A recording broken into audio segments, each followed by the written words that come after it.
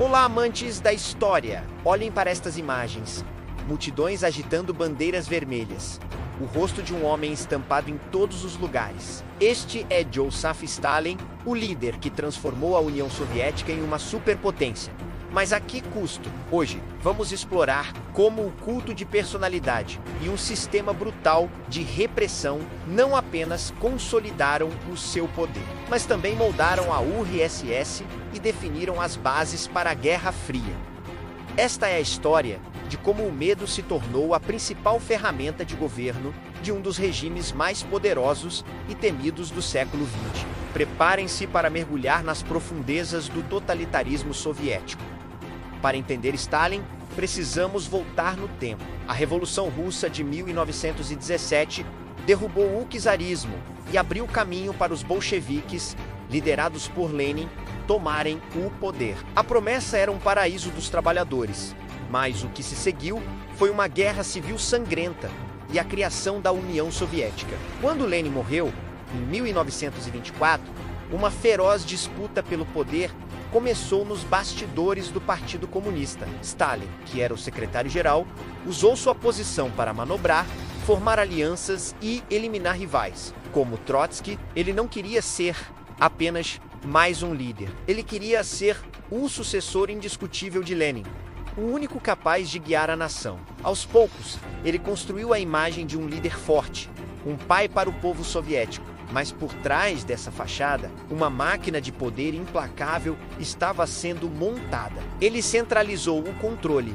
silenciou vozes dissidentes e preparou o terreno para se tornar um ditador absoluto. A base para seu culto de personalidade e para o terror que viria a seguir estava lançada. A União Soviética estava prestes a entrar em sua era mais sombria, sob o punho de ferro de Stalin. Com o poder em suas mãos, Stalin iniciou uma das mais intensas campanhas de propaganda da história. O objetivo era criar uma imagem divina, transformando-o no pai dos povos, um guia sábio e infalível. Sua imagem estava em todo lugar. Estátuas gigantescas eram erguidas em praças públicas. Seu rosto adornava prédios, fábricas e salas de aula. Desfiles monumentais, como os da Praça Vermelha, não celebravam apenas o poderio militar soviético, mas, acima de tudo, a figura do seu líder. A propaganda ia muito além dos pôsteres. A mídia era totalmente controlada pelo Estado. Jornais, rádios e cinemas exaltavam suas supostas conquistas diárias. Os livros de história foram reescritos para superdimensionar seu papel na revolução e apagar seus rivais. Fotos eram famosamente manipuladas. Inimigos políticos que caíam em desgraça eram literalmente apagados das imagens oficiais, como se nunca tivessem existido. Essa reescrita da realidade criava uma narrativa onde Stalin era o único herói, o único salvador. O culto não era apenas uma questão de vaidade, era uma ferramenta política essencial. Ao se apresentar como uma figura quase divina, qualquer oposição a ele era vista não como uma discordância política, mas como uma traição à própria pátria. Esse controle absoluto sobre a informação e a imagem pública foi fundamental para justificar as atrocidades que estavam por vir e garantir que ninguém ousasse questionar sua autoridade. Mas a propaganda era apenas uma face do regime. A outra, muito mais sombria, era o sistema de repressão em massa. No coração desse sistema estavam os gulags. A sigla, que significa Administração Principal dos Campos, se tornou sinônimo de terror. Eram vastos campos de trabalho forçado, espalhados pelas regiões mais inóspitas da Sibéria e do Ártico. O propósito era triplo: isolar e punir qualquer um considerado inimigo do povo, que ia desde opositores políticos a simples cidadãos acusados sem provas. Fornecer mão de obra gratuita para projetos de industrialização gigantescos, como a construção de canais e ferrovias, e, claro, espalhar o medo. As condições eram desumanas. Prisioneiros enfrentavam fome, frio extremo e jornadas de trabalho exaustivas. Estima-se que milhões de pessoas foram enviadas para os gulags, e muitas nunca retornaram. A vida nos campos era uma luta constante pela sobrevivência. onde a dignidade humana era sistematicamente destruída. Mas a repressão não se limitava aos campos. Em meados da década de 1930, Stalin lançou o Grande Expurgo, uma campanha paranoica para eliminar qualquer um que ele considerasse uma ameaça. A polícia secreta, a NKVD, tinha metas de prisões e execuções. Vizinhos denunciavam vizinhos, muitas vezes por medo ou para ganhar favores. As purgas atingiram todos os níveis da sociedade.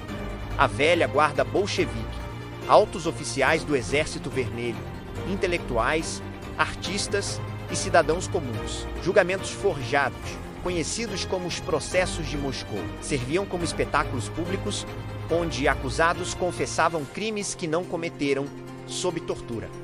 O resultado foi um clima de terror generalizado. Ninguém estava seguro. A simples suspeita poderia levar à prisão ou à morte. Essa combinação de propaganda e terror paralisou a sociedade soviética, garantindo que Stalin tivesse poder absoluto e inquestionável. Como essa máquina de medo conseguiu consolidar o poder soviético de forma tão eficaz? A resposta está na centralização total.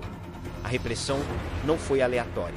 Foi uma estratégia calculada para eliminar qualquer forma de oposição e garantir que todas as decisões emanassem de um único ponto.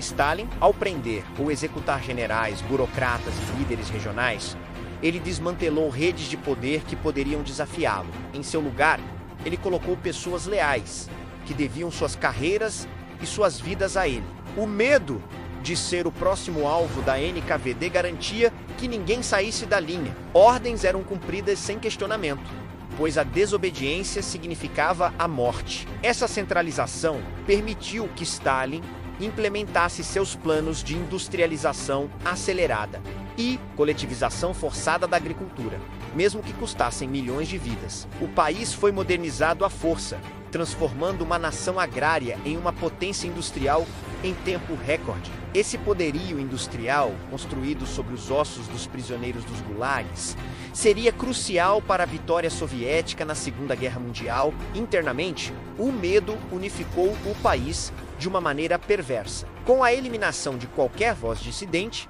o Partido Comunista, sob o controle de Stalin, tornou-se a única fonte de verdade e autoridade. A repressão, portanto, não foi apenas um instrumento de terror, mas a fundação sobre a qual o Estado soviético moderno foi construído, centralizado, industrializado e totalmente submisso ao seu líder. E como essa estrutura interna de repressão se conectou com a Guerra Fria? A transição é direta. A União Soviética, que saiu vitoriosa da Segunda Guerra Mundial, já era um Estado moldado por décadas de paranoia, sigilo e controle absoluto.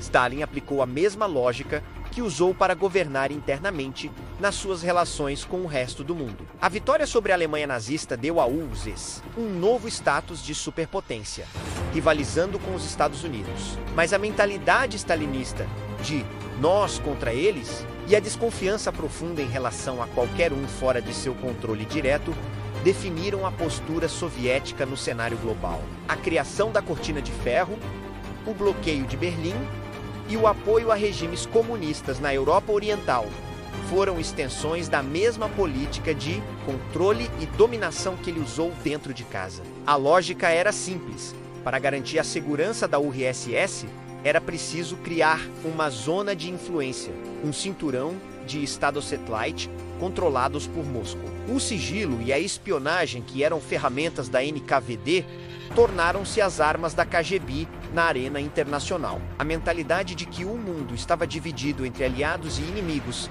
sem espaço para neutralidade, alimentou a polarização da Guerra Fria. O Ocidente via a expansão soviética como uma ameaça existencial, enquanto Moscou via a influência americana como uma tentativa de cercar e destruir o comunismo. Assim, o medo que Stalin usou para moldar a União Soviética transbordou para o mundo, criando um conflito ideológico global que duraria quase meio século.